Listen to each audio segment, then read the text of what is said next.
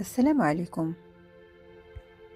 Bien avant d'épouser le prophète sallallahu alayhi wa sallam, Khadija était une riche commerçante, renommée et issue de la grande tribu Qurayshite de Abu Asad.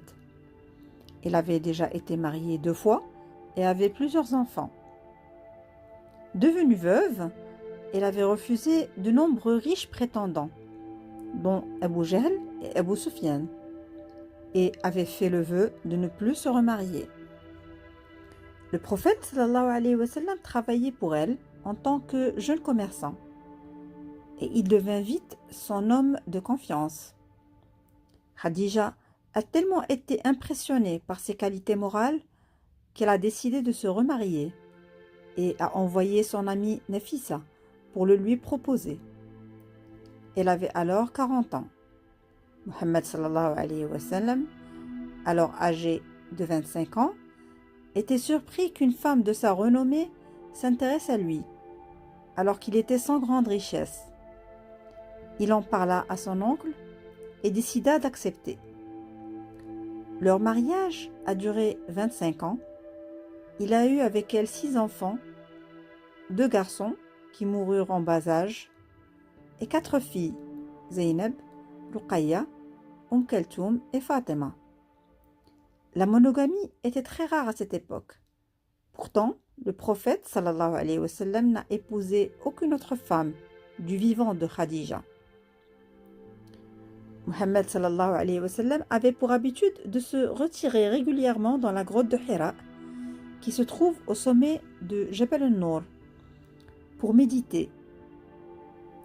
Khadija non seulement comprenait son besoin d'isolement, mais elle le rejoignait pour lui porter des provisions.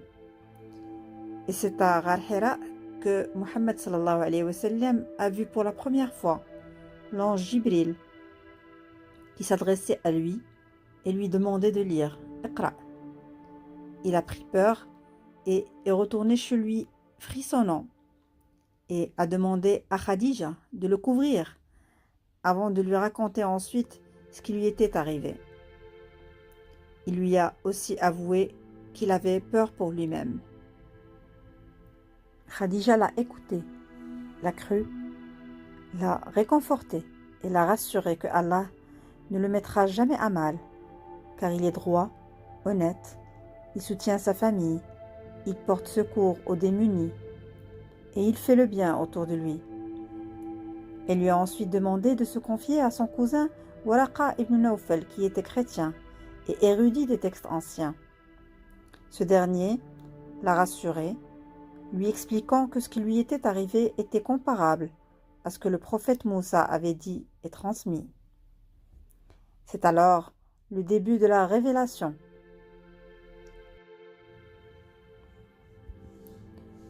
Et après 15 années de mariage paisible, le couple va devoir affronter des souffrances terribles à la Mecque. Ce sera le début d'une longue patience et d'un soutien inébranlable de la part de Khadija bint Khuwaylid au prophète sallallahu alayhi wa sallam.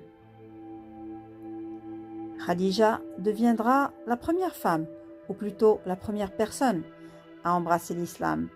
Elle prononcera la shahada et fera ses prières aux côtés du prophète sallallahu alayhi wa sallam. Et il utilisera ses relations familiales et toute sa fortune pour soutenir le prophète et créer la société islamique, une religion construite sur le principe d'un seul Dieu, dans une société qui était polythéiste. Elle subira les affrontements, la famine, et sa santé s'est dégradée.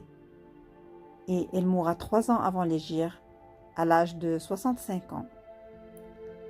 Muhammad sallallahu alayhi wa sallam l'enterrera lui-même, et il était complètement dévasté.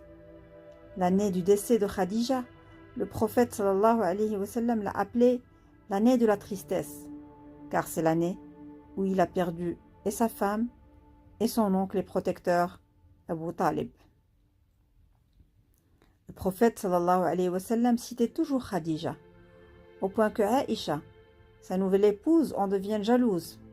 Mais le prophète sallallahu alayhi wa sallam disait en parlant de Khadija Elle a eu foi en mon message lorsque les gens l'ont rejeté. Elle a cru en moi lorsque les gens m'ont traité de menteur.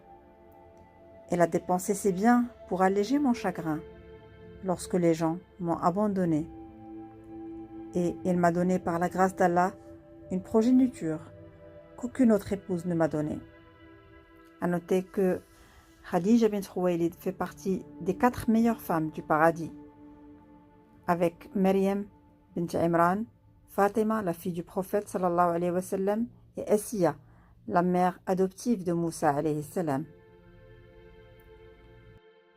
Le prophète sallallahu alayhi wa sallam a aussi dit laqad ruziqtu hubbaha, qu'on peut traduire par qu'il a été privilégié par l'amour que Khadija lui portait.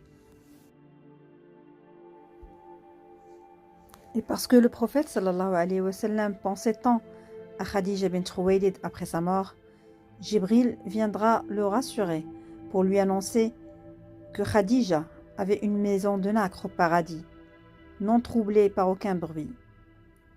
Qu'Allah soit satisfait de notre mère Khadija.